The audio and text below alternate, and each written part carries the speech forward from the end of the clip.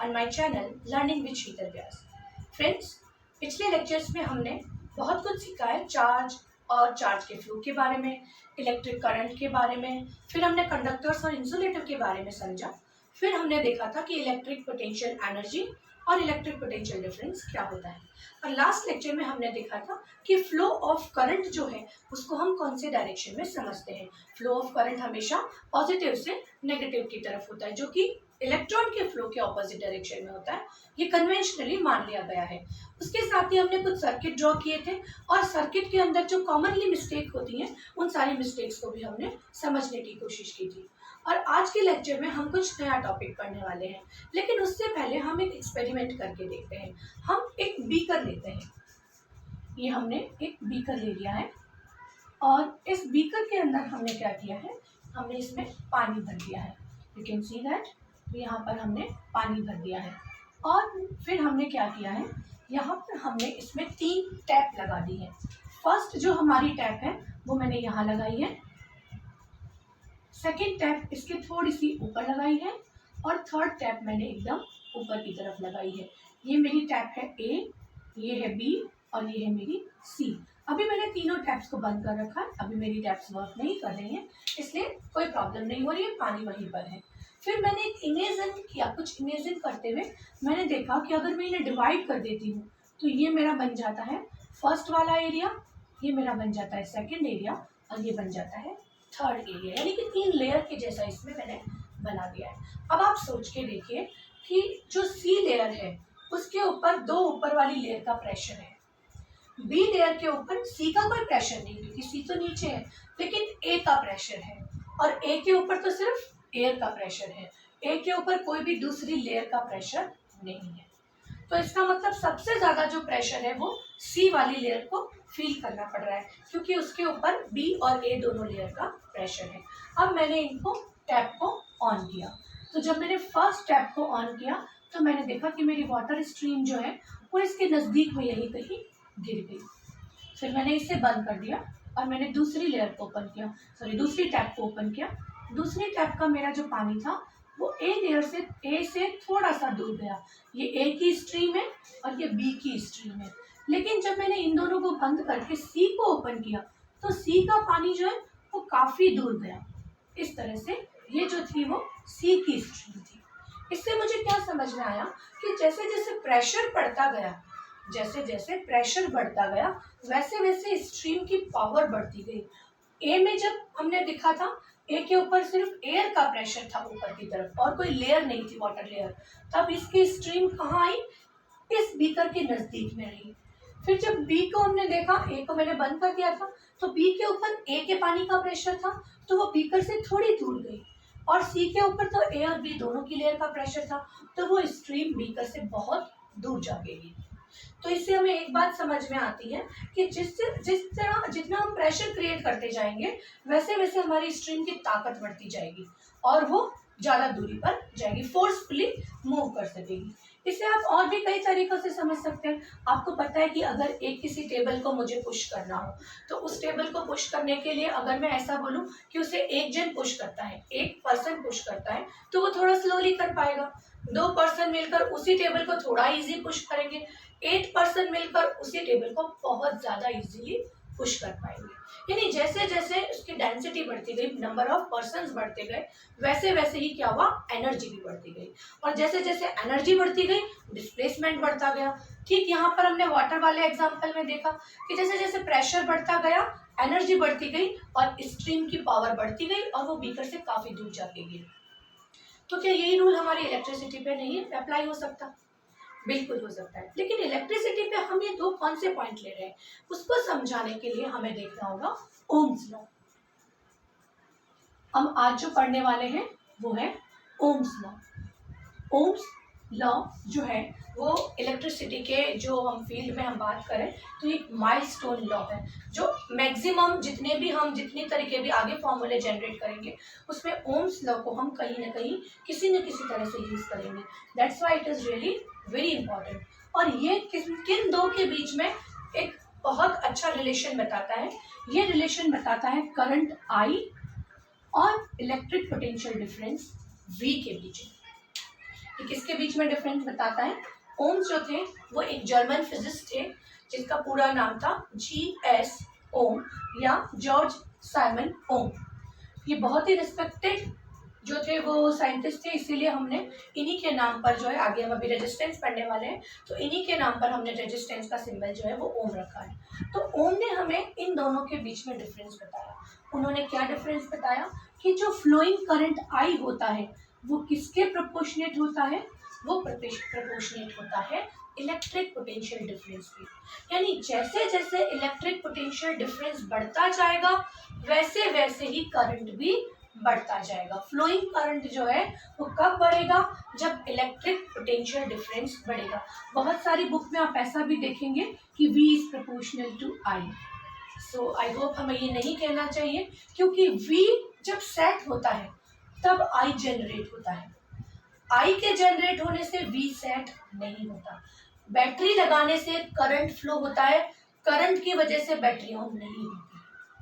बहुत ही सिंपल सी बात है, बट ठीक है, conventionally V proportional to I भी मानते हैं, क्योंकि जब हम फॉर्मूला पढ़ते हैं तब हम इसको V is equal to IR पढ़ते हैं। लेकिन एक्चुअली ओम ने क्या कहा था कि जो फ्लोइंग करंट है, current I is directly proportional to the electric potential V। और जब इसका प्रोपोर्शनलिटी सिंबल हम हटाते हैं तब हम लिखते हैं I is equal to V upon R। और ये जो R हमने लिखा है ये R किसी भी एक सिंगल करंट कैरिंग कंडक्टर के लिए ये R फिक्स होता है, कांस्टेंट होता है। और इस R को हम कहते हैं रेजिस्टेंस। इस R को हम क्या कहते हैं? रेजिस्टेंस कहते हैं। अब रेजिस्टेंस के बारे में आगे हम अभी बहुत कुछ डिटेल में पढ़ने वाले हैं, पर यहाँ पर हमें क्या समझना ज़रूरी है कि जो करंट होता है, जैसे जैसे पोटेंशियल डिफरेंस बढ़ेगा करंट बढ़ेगा, जैसे जैसे रेजिस्टेंस बढ़ेगा वैसे वैसे करंट का फ्लो जो है, करंट का मैग्नीट्यूड जो है वो कम होता जाएगा। इसी फॉर्मूले को कुछ इस तरह से भी लिखा जाता है, इसे रहने देते हैं। V इज इक्वल टू, अब आप इसी में देखना मैंने क्या किया है, V is equal to IR। तो ये है ओम का फॉर्मूला कि जो पोटेंशियल डिफरेंस होता है वो करंट और R यानी रेजिस्टेंस के ऊपर डिपेंड करता है। R यहाँ पर किसी एक करंट कैरिंग कंडक्टर के लिए फिक्स होता है। अगर मैं यहाँ पर कॉपर यूज़ कर रही हूँ तो वो कॉपर के लिए एक वायर के लिए फिक्स है। फिर मैं उसमें 2 वायर 3 वायर जो भी ऐड करूँ, या मैं अलग अलग रेजिस्टेंस के वायर ले सकती हूँ, लेकिन एक वायर के लिए ये फिक्स है। अगर मैं किसी एक पर्टिकुलर इस A वायर की बात कर रही हूँ तो इसका जो अगर बात करती हूँ रेजिस्टेंस की, तो इसका रेजिस्टेंस अगर R1 है तो वो उसके लिए फिक्स है। हाँ, मैंने जो दूसरा वायर लिया है, हालांकि ये कॉपर है ये भी कॉपर है, लेकिन ये जो मैंने दूसरा वायर लिया है उसका रेजिस्टेंस R2 हो सकता है, पर इस वाले वायर का R1 रहेगा, यानी इस वायर के लिए R1 फिक्स है।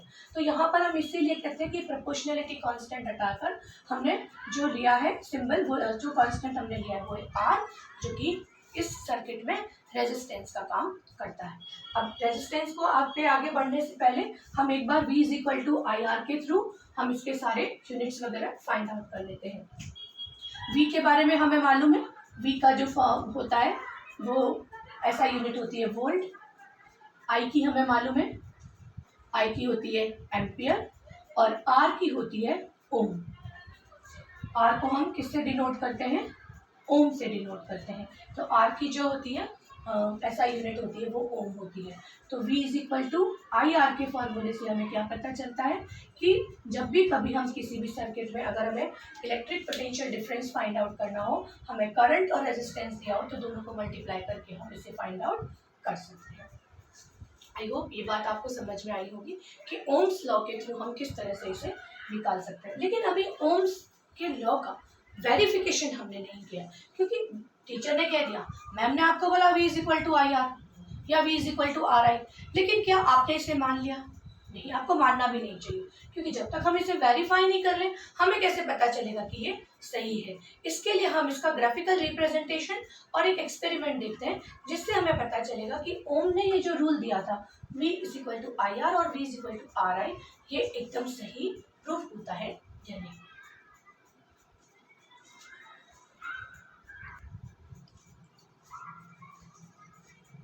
So, to understand the Ohm's law, to verify the Ohm's law, let's do this activity. हमने यहाँ पर एक सर्किट बना दिया जो कि एक क्लोज सर्किट है। इस सर्किट में हमने 2 ओम रेजिस्टेंस का एक रेजिस्टेंस वायर ले लिया है, वोल्ट मीटर सेट कर दिया है, एमीटर सेट कर दिया है और करंट बंद करने की वजह स्विच ऑफ करने की वजह से इलेक्ट्रिक करंट जो फ्लो होने लगा है। लेकिन आप देख सकते हैं कि मैंने सबसे पहले जो मैंने लिया है वो मैंने एक सेल ली है, यानी ये मैंने जो ली है वो एक सेल है और इस सेल को अब मैं बदलती जाऊंगी। सबसे पहले मैंने एक सेल लगाई, फिर मैंने 2 सेल यानी एक बैटरी लगाई, फिर और 3 सेल 4 सेल, ऐसे करके मैंने अलग अलग जो है पोटेंशियल सेट करती गई, क्योंकि जैसे जैसे बैटरी की पावर बढ़ेगी वैसे वैसे इलेक्ट्रिक पोटेंशियल भी बढ़ता जाएगा, जो मुझे वोल्ट मीटर में समझ में आएगा। अब हमें करना क्या है, अब हम क्या करते हैं कि अलग अलग सेल को लगाते वक्त पहले 1 सेल 2 सेल 3 सेल 4 सेल तक हम लगाते जाएंगे और उसके बाद में हम क्या देखेंगे 4 to 5 सेल लगाने के बाद कि वोल्ट मीटर जो हमारा इलेक्ट्रिक सेल है उस पर डिपेंड करेगा, जितनी बैटरी होगी उतना ही पोटेंशियल बढ़ेगा। हमें लेनी है एम मीटर की अलग अलग, हमको क्या लेनी है उसकी रीडिंग्स लेनी है। तो अब हम देखते हैं कि जब हमने सबसे पहले एक बैटरी लगाई थी, ये देखिए यहाँ पर हमने एक ग्राफ प्लॉट किया। जब मैंने नहीं की थी ये एक्टिविटी तब ये मेरा ग्राफ नहीं था, लेकिन क्या ये मेरा ग्राफ सही रिजल्ट देता है। अब देखिए मैंने एक्स एक्सिस जो है, एक्स एक्सिस पे हमने क्या सेट किया है, उस पर हमने करंट को लिया है, यानी कि एम मीटर की रीडिंग यहाँ पर आएगी और वोल्ट मीटर की रीडिंग वाई एक्सिस पे आएगी। तो मैंने अलग अलग जो बैटरी ली है उसके वोल्ट मीटर की जो रीडिंग्स है वो हम लिख लेते हैं। तो V1 जो है हमारे पास वो है 0.4, ये हमारी फर्स्ट रीडिंग होने वाली है। और हमारे पास R1 जो है वो है, R हमारे पास हमेशा कॉमन है, 2 ओम लिया हमने, तो R है हमारे पास 2 ohm. Now according to Ohm's law I is equal to क्या होता है V अपॉन R। तो इसका मतलब I1 is equal to V1 upon R और V1 है हमारा 0.4 अपॉन 2। अब आप इसे सॉल्व कर लीजिए, आप इसे सॉल्व करेंगे तो कितना आ जाएगा 0.2 एम्पियर। हमें पता है ना कि आई की जो है यूनिट होती है वो एम्पियर होती है। अब आप यहाँ पर देखिए, जब मैंने 0.4 की बैटरी सेट की थी, सेल सेट की थी, तब वहाँ पर मेरी एम मीटर की रीडिंग 0.2 पे आती है। अब हमें देखना ये है कि क्या हर बार ये ओम जो हमने यूज़ किया है, इस ओम का रेजिस्टेंस यूज़ किया है, तो क्या हर बार 2 ओम यूज़ करने पर और जब मैं पोटेंशियल को चेंज करती जाती हूँ, पोटेंशियल को बढ़ाती जाती हूँ, तो क्या वाकई में करंट बढ़ता है। क्योंकि क्या रूल है, ओम्स लॉ कहता है आई तब बढ़ेगा जब पोटेंशियल डिफरेंस बढ़ेगा। तो मैं जब बैटरी चेंज करती जाऊंगी तो मैं पोटेंशियल डिफरेंस ही बढ़ाने वाली हूँ। तो पोटेंशियल डिफरेंस बढ़ाने के साथ साथ आई का भी मैग्नीट्यूड बढ़ना चाहिए। Let's see the next one.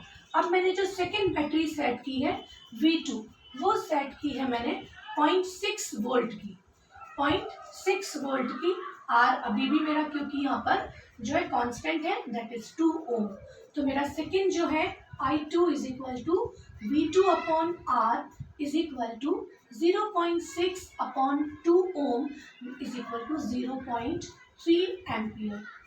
Next देखते हैं, फिर हमने सेट की है, again I am writing that V3 is equal to 0.8, R is equal to 2 ohm and I3 is equal to V3 upon R. V3 is equal to 0.8 upon 2, it means 0.4 ampere। ये आ गया हमारा third जो हमने निकाला है। Now the fourth one, V4 is equal to 1.0 volt or I can say 1 volt, R is equal to 2 ohm and that's why I4 is equal to 1.0 upon 2 ohm is equal to 0.5 ampere and so on। इसी तरह से हमने क्या किया, पहले हमने 0.4, then 0.6, then 0.8, then 1.0 and then 1.2 का electric potential set किया। और जब हमने ये सेट किया तो हमने क्या देखा, जो हमारी ऑब्जर्वेशन थी वो क्या कहती है, लेट मी सर्किल इट। आप देखिए I1 की वैल्यू थी 0.2, I2 की वैल्यू थी 0.3, I3 की वैल्यू थी 0.4 एंड I4 की वैल्यू है 0.5। तो क्या मैं ये नहीं कह सकती, मैं ये कह सकती हूँ that I1 is smaller. So I can say that I2 is greater than I1, I3 is greater than I2, and I4 is greater than I3. Why? Because V1 was same. V1 was like this only, that V4 was greater than V3, V4 था 1 और V3 था 0.8. तो V3 जो था वो V4 से छोटा था. तो जैसे जैसे इलेक्ट्रिक पोटेंशियल बढ़ता गया वैसे वैसे करंट भी बढ़ता गया. और यही ओम्स लॉ है. ओम का लॉ क्या कहता है कि जो इलेक्ट्रिक करंट होता है वो पोटेंशियल डिफरेंस पे के डायरेक्टली प्रोपोर्शनल होता है. अगर पोटेंशियल डिफरेंस बढ़ेगा तो करंट भी बढ़ेगा. और हमने यहाँ पर यही इस एक्टिविटी में हमने यही देखा कि जब V1 की वैल्यू थी 0.4 वोल्ट, R हमारा सेट है, R हमने 2 ओम ले रखा है. फिर हमने I1 से निकाला as I is equal to V upon R. ये ओम्स लॉ था और उसी फॉर्मूले को यूज करते हुए हमने I1 V1 upon R, I2 V2 upon R, I3 V3 upon R and I4 V4 upon R करके हमने इसकी वैल्यू फाइंड आउट की. और इस तरह से हमें क्या पता चला कि जैसे जैसे पोटेंशियल डिफरेंस बढ़ता है वैसे वैसे इलेक्ट्रिक करंट भी बढ़ता है. और जब इन दोनों के बीच में हम ग्राफ प्लॉट करते हैं तो जब भी कोई डायरेक्टली प्रोपोर्शनल वाला ग्राफ आता है, I think you remember that हमको कैसा मिलता है, इस तरह का डायगोनल ग्राफ हमको मिलता है, एक स्ट्रेट लाइन के फॉर्म में मिलता है. और यहाँ पर आप देख सकते हैं कि ये जो इसके जो मिड पॉइंट्स हैं, ये क्रॉसिंग पॉइंट्स जो है वो 2 ओम आर को डिनोट करते हैं. आई होप ये चीज़ क्लियर हो गई है. और इसके थ्रू हमने ये प्रूव किया है दैट I इज प्रपोर्शनल टू V और I is equal to V upon R. एकदम सही फॉर्मूला है, एकदम सही रूल हमको हमारे रिस्पेक्टेड ओम ने बताया था. आज के लिए इतना ही. नेक्स्ट लेक्चर में जब हम मिलेंगे तो हम इस रेजिस्टेंस को समझने की कोशिश करेंगे कि ये क्या है जो हमारे लिए बहुत इम्पॉर्टेंट है, क्यों इलेक्ट्रिक सर्किट में ये बहुत इम्पॉर्टेंट एलिमेंट है. इसे हम नेक्स्ट लेक्चर में समझने की कोशिश करेंगे. Till then keep on learning. Have a nice day.